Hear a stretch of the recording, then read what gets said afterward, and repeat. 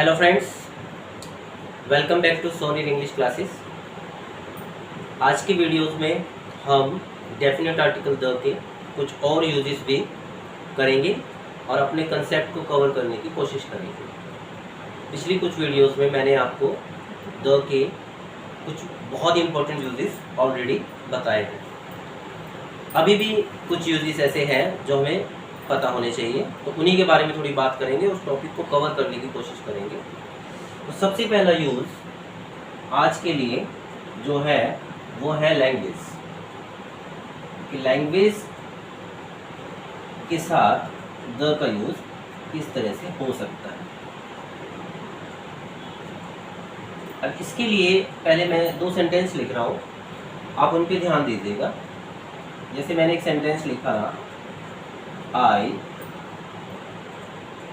Like English. I like English. English जो कि एक लैंग्वेज है, उसके बिल्कुल नीचे मैंने लिख दिया I like the English. I like the English. यहाँ पे THE जो है उसको दी बोला जाएगा, क्योंकि अगले वर्ड की बिगनिंग वॉवल साउंड से हो रही है, जो मैंने पहले आपको बताया भी था। I like English, I like the English. अब दोनों में से कौन सा सेंटेंस करेक्ट है? देखिए, अगर हम ग्रामर की बात करें तो ये दोनों सेंटेंस ठीक है, ये भी ठीक है, ये भी ठीक है। लेकिन इन दोनों का जो मीनिंग बनता है, ये इनके मतलब जो बनता है वो थोड़ा सा अलग बनता है। आई लाइक इंग्लिश होता है मुझे अंग्रेजी पसंद है, या मैं अंग्रेजी पसंद करता हूँ, या लैंग्वेज की बात हो रही है।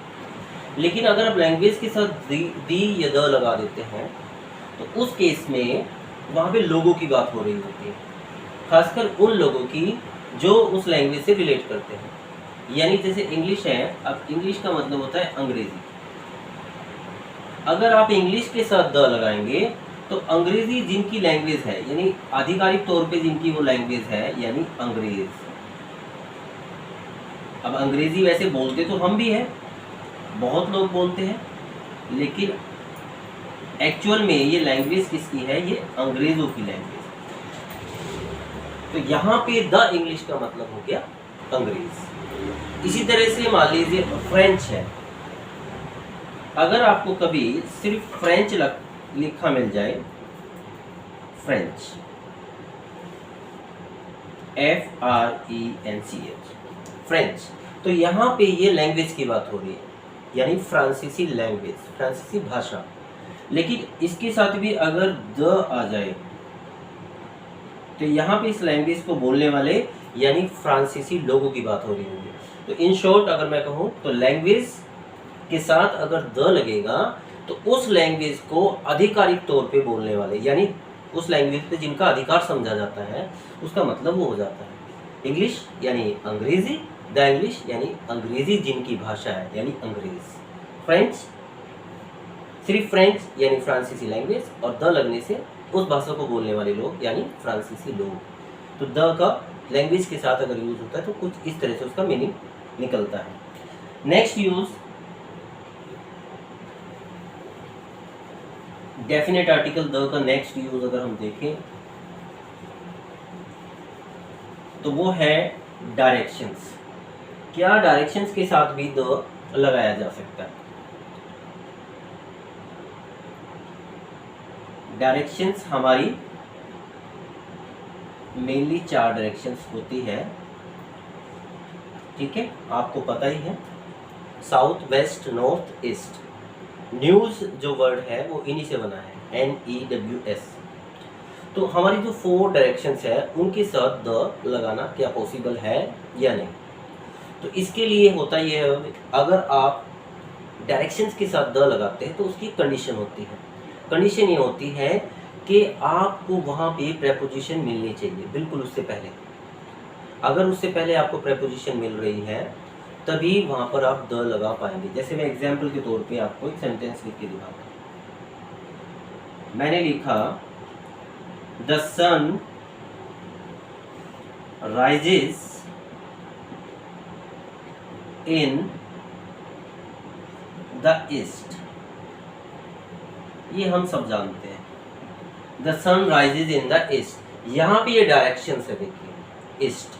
अब यहाँ हमने ये दी लगा दिया, ये इस वजह से लगा है बिल्कुल इसके पीछे, क्योंकि बिल्कुल इसके पीछे एक प्रेपोजिशन बैठी है, ये एक प्रेपोजिशन है। तो यही एक कंडीशन होती है कि अगर डायरेक्शन से पहले आपको प्रेपोजिशन मिल रही है तो उस केस में आप उसके साथ द लगा सकते हैं या दी लगा सकते हैं। ये डिपेंड करता है वर्ड पे कि हम उसके क्या बोल रहे हैं, लेकिन पॉसिबल तभी है जब प्रेपोजिशन होगी। अगर प्रेपोजिशन नहीं है तो आप वहाँ पे THE द नहीं लगा सकते। जैसे उसका भी अगर मैं आपको एक एग्जाम्पल दूँ, हमारी हिंदी में एक कहावत होती है कि घर जैसा सुख कहीं नहीं मिलता। ऐसा कहा जाता है ना कि आप घर से बाहर कोई जॉब कर लो, अच्छे पैसे भी कमा लो, लेकिन जो घर में आपको एटमॉस्फेयर मिल सकता है, जो अपनी मदर के हाथ का खाना या घर का खाना या जिस बिस्तर पे आप घर पे सोते हो, वैसा आराम आपको बाहर नहीं मिल सकता, चाहे वो कितना भी अच्छा हो, चाहे कितना भी अच्छे स्टैंडर्ड का हो, लेकिन घर का आराम घर का ही होता है। तो हिंदी में बोला जाता है कि घर जैसा सुख कहीं नहीं। इसी को इंग्लिश में क्या बोला जाता है? इसको इंग्लिश में बोला जाता है ईस्ट और west, home is the best, home is the best. अब यहां आप अगर ध्यान दें तो इस डायरेक्शन से पहले यहाँ पे मैंने द ईस्ट या द वेस्ट नहीं बोला है, ईस्ट और वेस्ट, यहाँ पे द नहीं लगाया। रीजन क्या है कि यहाँ कोई प्रेपोजिशन नजर नहीं आ रहा इनसे पहले। तो इस तरह के केसेस में आप डायरेक्शन के साथ द या दी नहीं लगा सकते। हाँ, अगर प्रेपोजिशन हो, जैसे कि ऊपर वाले एग्जाम्पल में आपको नजर आ रहा है, उस केस में आपको लगाना पड़ेगा। अब इन दोनों सेंटेंसेस में हमें कुछ और भी नजर आ रहा है। ये देखिए, आप सन के साथ यहाँ पे ये एक हमें द नजर आ रहा है, इसी तरह बेस्ट के साथ भी यहाँ द नजर आ रहा है। ये बेस्ट के साथ द क्यों लगता है, ये पिछले वीडियो में मैंने बताया था। अगर आप में से किसी बच्चे ने वो वीडियो नहीं देखी तो देख सकते हैं, उसमें आपको मिल जाएगा। और ये सन के साथ द क्यों लगा है, ये मैं आपको अब बताने वाला हूँ। नेक्स्ट पॉइंट मेरा यही है। तो इसमें क्या होता है, डायरेक्शंस के साथ किस कंडीशन में लगता है, किस में नहीं, मैंने आपको बताया, और उम्मीद करता हूँ कि आपकी समझ में आ गया होगा। अब हम चलते हैं कि ये सन के साथ द क्यों लगा था, SUN, सन। देखिए, हमारे नेचर जो सिंबल होते हैं, यानी हमारे नेचर ने या पूरी यूनिवर्स ने जो कोई भी ऐसी चीज़ बनाई जो अपने आप में एक ही है, बस दूसरी नहीं है, इसमें सन है, मून है, अर्थ है, स्काई है। तो अगर इस तरह के कोई सिंबल आपके सामने आ जाते हैं तो उनके साथ भी आपको द लगाना पड़ता है। नेचर सिंबल जो होते हैं, स्ट्रॉन्ग नेचर सिंबल जो दुनिया में और नहीं है, ऐसे नेचर सिंबल। अब उसका एक एग्जाम्पल तो मैंने आपको दे दिया था, द सन, लेकिन मैं लिख देता हूँ। जैसे आप सन के साथ हमेशा आपको द लगाना पड़ेगा, मून के साथ लगाना पड़ेगा, अर्थ के साथ लगाना पड़ेगा, ठीक है, स्काई के साथ भी लगाना पड़ता है। तो ये कुछ सिंबल्स होते हैं जिनके साथ आपको दो लगाना पड़ता है। और इसका एग्जांपल हमने पीछे भी लिया, the sun rises in the east.